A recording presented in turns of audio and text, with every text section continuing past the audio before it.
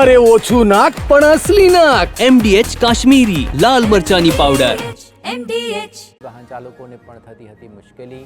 ગણતરીના કલાકોમાં ફરી દબાણો થઈ જતા હોવાથી વાહન ચાલકો મુશ્કેલીમાં મુકાયા.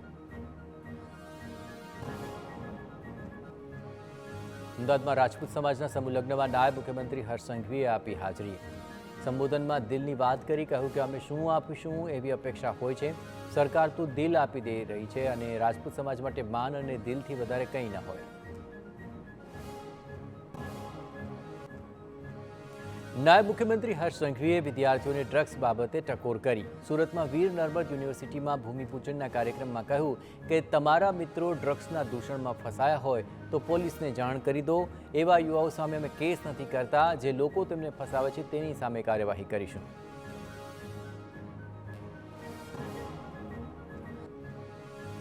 પુરુષોત્તમ રૂપાલાએ પાટીદાર સમાજના રિવાજો અને લગ્ન પ્રસંગમાં વધતા ખર્ચ પર ચિંતા વ્યક્ત કરી. કહ્યું કે દેખાદેખીને કારણે સમાજમાં ખોટી પ્રથાઓ વધી રહી છે. સારા વિચારો સમાજ જીવનમાં ફેલાવવાની જરૂર છે. ભાગેડુ લગ્નના કારણે સમાજ જીવન પર વિપરીત અસર પડતી હોવાનું પણ જણાવ્યું છે. આ ઉપરાંત પુરુષોત્તમ રૂપાલાએ સામાજિક બાબતો બિન રાજકીય હોવાનું પણ સ્પષ્ટ કર્યું.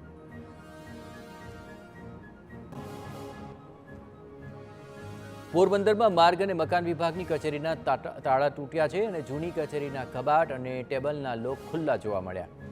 કચેરીના તાળા તૂટવાનું સામે આવતા પોલીસને જાણ કરવામાં આવી. પોલીસે કચેરીએ પહોંચી ફાઇલ સહિતની વસ્તુઓની તપાસ હાથ ધરી.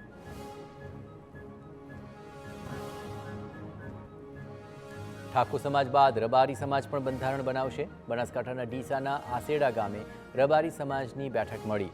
30થી વધુ ગામના આગેવાનોની હાજરીમાં સમાજ સુધારો લાવવા હાકલ કરાઈ. ધારાસભ્ય માવજી દેસાઈ સહિતના આગેવાનોએ આપી હાજરી.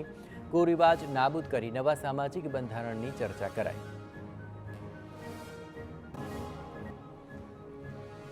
તો સાબરકાંઠામાં પ્રાંતિજના કતપુર ટોલ પ્લાઝા પર ઇન્કમટેક્સ વિભાગે સર્ચ ઓપરેશન સતત બીજા દિવસે ચાલુ રાખ્યું.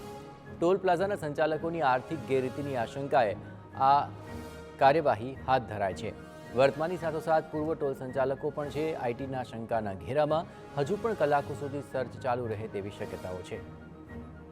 MDH ચણા મસાલા. હવે છોલા હોય કે ચોળા, સફેદ ચણા હોય કે કાળા ચણા, બધું મજેદાર બનશે. MDH